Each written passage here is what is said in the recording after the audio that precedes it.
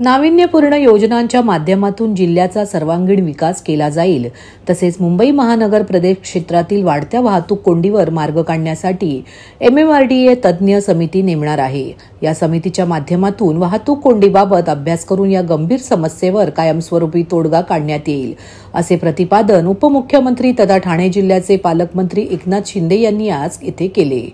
उपमुख्यमंत्री नगरविकास, गृहनिर्माण व सार्वजनिक बांधकाम तथा ठाणे जिल्ह्याचे पालकमंत्री एकनाथ शिंदे यांच्या अध्यक्षतेखाली ठाणे जिल्हा नियोजन समितीची बैठक नियोजन भवन जिल्हाधिकारी कार्यालय ठाणे येथे संपन्न झाली।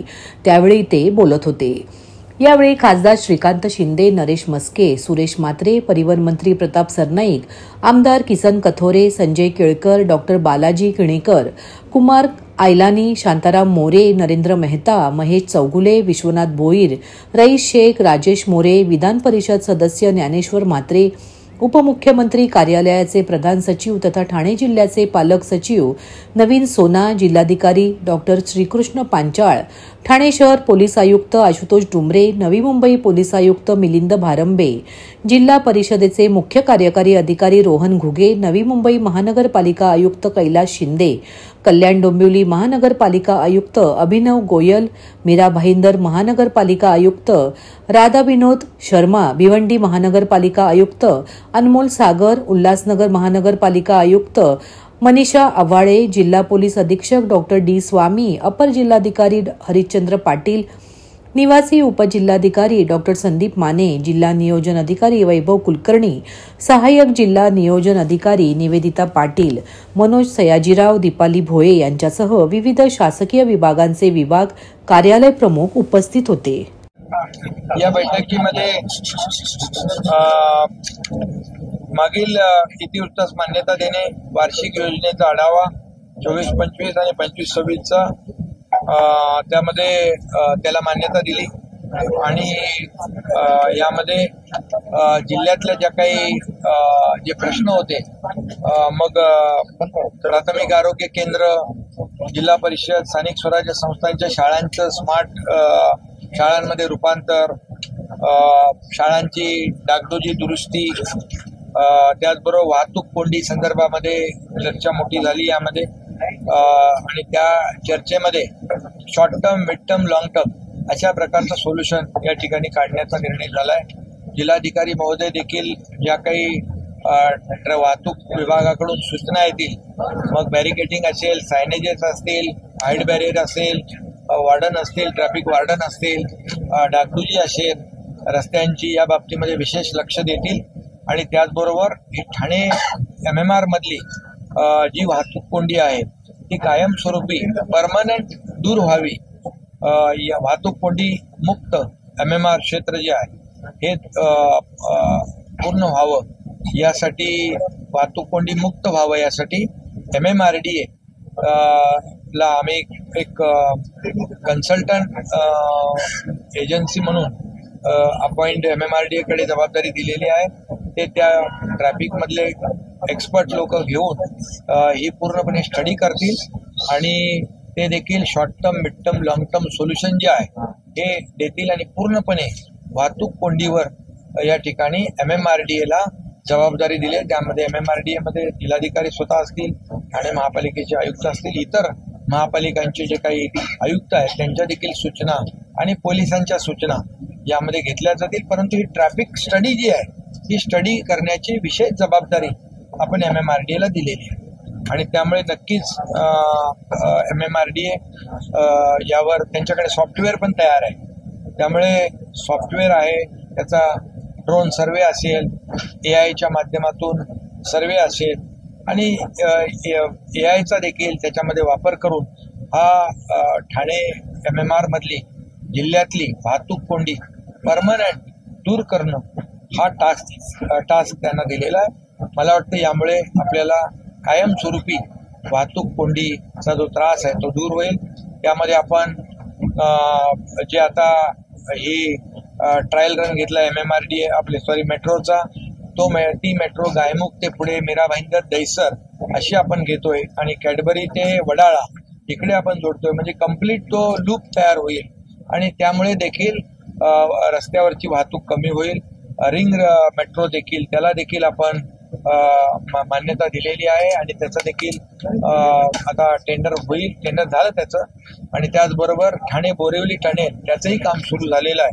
त्याचबरोबर फ्रीवेवरून आपण छेडानगर मुंबई तिथल्या जंक्शनवरून डायरेक्ट आपण एलिव्हेटेड रस्ता जो करतोय तो मुंबई आनंदनगर साकेतवरून गायमुख ते फाउंटन हॉटेल परंतु या अशा प्रकारचा कोस्टल हायवे तयार होईल आणि इथून साकेतवरून आमनेपर्यंत देखील एक दुसरा एलिव्हेटेड रोड जो आहे म्हणजे नाशिकला या कापूरबावडी ते वडपेला पॅरलल त्यामुळे देखील ट्रॅफिक कमी होईल.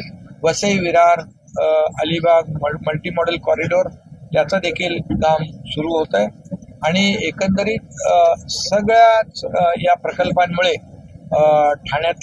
ठाणे MMR मधली संपूर्ण जिल्ह्यातली वाहतूक कोंडी दूर होईल. पाऊस गेल्यानंतर ज्या ज्या प्राधिकरणाचे रस्ते आहेत मग MSRDC असेल MMRD असेल ज्या महापालिका आहेत त्या संबंधित महापालिकांचे रस्ते देखील युद्ध पातळीवर दुरुस्त केले जातील आणि जे फ्लायओव्हर आहे ते देखील मास्टिकने पूर्णपणे व्यवस्थित केले जातील. या सर्व बाबींवर चर्चा झालेली आहे आणि त्यावर उपाययोजना आणि त्याचं नियोजन होईल आणि वाहतूक कोंडी कायमस्वरूपी दूर होईल. त्याचबरोबर अनेक आपले 39 पर्यटन स्थळांचा देखील जो विकास आराखडा आहे त्याला देखील आपण मान्यता दिलेली आहे. छत्रपती शिवाजी महाराज शक्तीपीठ मराडेपाडा याला देखील आपण मान्यता दिलेली आहे. तालुका क्रीडा संकुल जे आहे त्याला देखील आपण मान्यता दिलेली आहे. सेवा संवाद त्याचबरोबर राजभूमी पोर्टल स्वयंरोजगारातून विकास आदी उपक्रम देखील आपण या बैठकीमध्ये याच्यावर चर्चा झाली आहे. त्याचबरोबर पाण्यावर देखील चर्चा झालेली आहे आणि चिखलोली धरणाची उंची वाढवणे त्याचबरोबर उल्हास नदी मधून उल्हासनगरसाठी त्यांचा ओन सोर्स तयार करणे यासाठी पाणी लिफ्ट करणे यासाठी नगरोत्थान योजनेतून निधी देण्याचा देखील निर्णय झालेला आहे. त्याचबरोबर काळू डॅमच्या बद्दल देखील चर्चा झाली. पण त्याचबरोबर पुनर्वसनाचा प्रश्न जो आहे तो तात्काळ मार्गी लावण्याच्या दृष्टीने जिल्हाधिकारी महोदय त्याच्यामध्ये इनिशिएटिव्ह घेतील आणि एकंदरीत त्याला देखील चालना देतील. कारण आपण MMRDA कडून फॉरेस्टच्या जागेचे पैसे दिलेले आहेत. जवळपास 350-400 कोटी रुपये दिलेले आहेत आणि तो देखील जी काय प्रोसेस आहे ती सुरू झालेली आहे आणि एकंदरीत MMR मधल्या शहरांमध्ये जी पाण्याचा तुटवडा आहे याबद्दल देखील संबंधित सर्व विभागांची बैठक घेण्याचा देखील या चर्चेमध्ये निर्णय झालेला आहे. नाविन्यपूर्ण योजनांमध्ये देखील अनेक योजना घेतल्या. कौशल्य वृद्धी आहे, शैक्षणिक उपक्रम आहेत, पर्यटन आहेत, पायाभूत सुविधा आहेत या बाबतीत देखील चर्चा यामध्ये झालेली आहे. आदिवासी उपाययोजना या बाबतीत देखील आज चर्चा झाली. डोंगरी विकास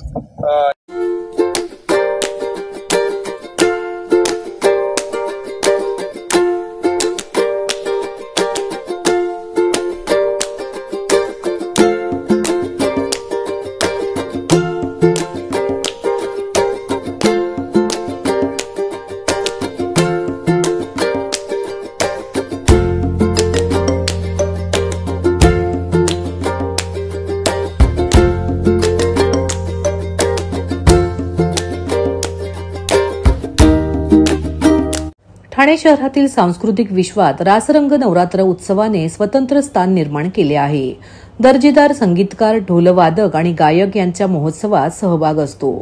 त्यामुळे मुंबई ठाण्यातील अव्वल गरबा उत्सवात रासरंगचा समावेश झाला आहे. MCAच्या ठाणे क्रीडाचे अध्यक्ष सचिन मिराणी, माजी अध्यक्ष जितेंद्र मेहता तसेच माजी अध्यक्ष अजय आशर यांच्या व इतर पदाधिकारी सहकाऱ्यांच्या प्रमुख उपस्थितीत हा कार्यक्रम अधिकाधिक रंगतदार होत आहे. उत्सवाच्या 5व्या दिवशी भेट देण्यासाठी सुप्रसिद्ध अभिनेत्री वर्षा उसगावकर यांनी रासरंग गरबाला भेट दिली व कार्यक्रम प्रसंगी शुभेच्छा दिल्या. तसेच प्रमुख पाहुणे म्हणून खासदार नरेश म्हस्के, शिवसेना सचिव राम रेपाळे, शिवसेना लोकसभा संपर्क प्रमुख मनोज शिंदे, सचिन जोशी, माजी नगरसेवक शैलेश शिंदे, प्रदीप खाडे, राजेश मोरे, विकास रेपाळे, नम्रता भोसले व इतर मान्यवर पदाधिकारी, नागरिक, गरबा रसिक मोठ्या संख्येने उपस्थित होते। यावेळी सचिन मिराणी व जितेंद्र मेहता यांनी सर्वांचे स्वागत सत्कार केले व आभार मानले।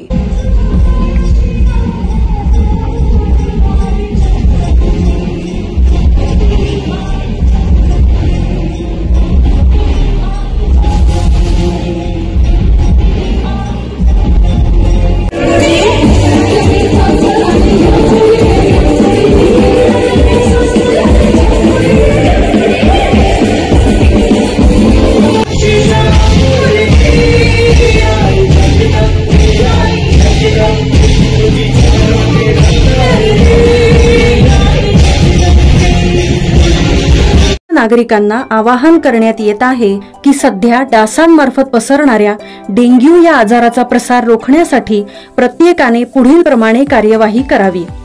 डेंग्यू आजार एडिस इजिप्ती हा डास चावल्याने होतो। या डासांची पैदास साचलेल्या किंवा साचवलेल्या स्वच्छ पाण्यामध्ये होते। 8 दिवसांपेक्षा जास्त दिवस पाणी उघडे व साचून राहिल्यास त्यात डास अंडी घालतात। अंड्यांच्या अळ्या तयार होऊन पुढे डास तयार होतात। यासाठी आपल्या घरातील पाणी साठे उदाहरणार्थ बॅरल्स, पिंपे, टाक्या, हौद, रांजणे इत्यादी दर आठवड्याला रिकामे करून घासून पुसून कोरडे करून पुन्हा भरावे। 1 दिवस कोरडा दिवस म्हणून पाळावा। पाणी साठ्यांना घट्ट झाकणे बसवावीत किंवा जुनी साडी, चादर, धोतर यांनी बांधून झाकून ठेवावीत, म्हणजे डास त्यात जाऊन अंडी घालणार नाहीत। घराच्या गच्चीवर, आजूबाजूला, अंगणात कोठेही पाणी साचू देऊ नये। भंगार सामान उघड्यावर टाकू नये, उदाहरणार्थ टायर्स, प्लास्टिक सामान, कुंड्या, टाकाऊ वस्तू इत्यादी। अशा सामानात पावसाचे पाणी साठून त्यात डेंग्यूच्या डासांची पैदास होते। घरातील कूलर्स, फ्रीजच्या पाठीमागील ट्रे हे देखील वेळोवेळी कोरडे करावेत। लक्षात ठेवा, नुसत्या फवारणीने डास घनता कमी होत नाही, तर त्यासाठी डास पैदास ठिकाणे नष्ट करणे ही आपल्या सर्वांची जबाबदारी आहे। कोणताही ताप अंगावर न काढता जवळच्या शासकीय रुग्णालयात मोफत औषधोपचार घ्या। अशा प्रकारे नागरिकांनी सहकार्य केल्यास डेंग्यूचा प्रसार रोखणे सहज शक्य आहे।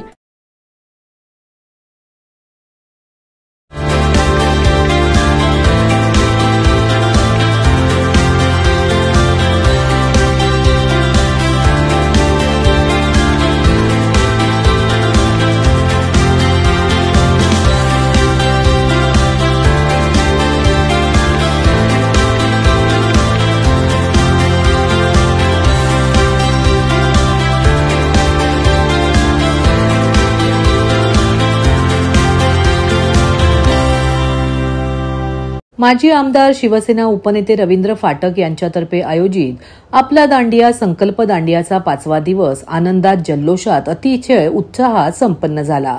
यावेळी दांडिया रसिकांनी संकल्प दांडियामध्ये दांडियाचा आनंद घेतला।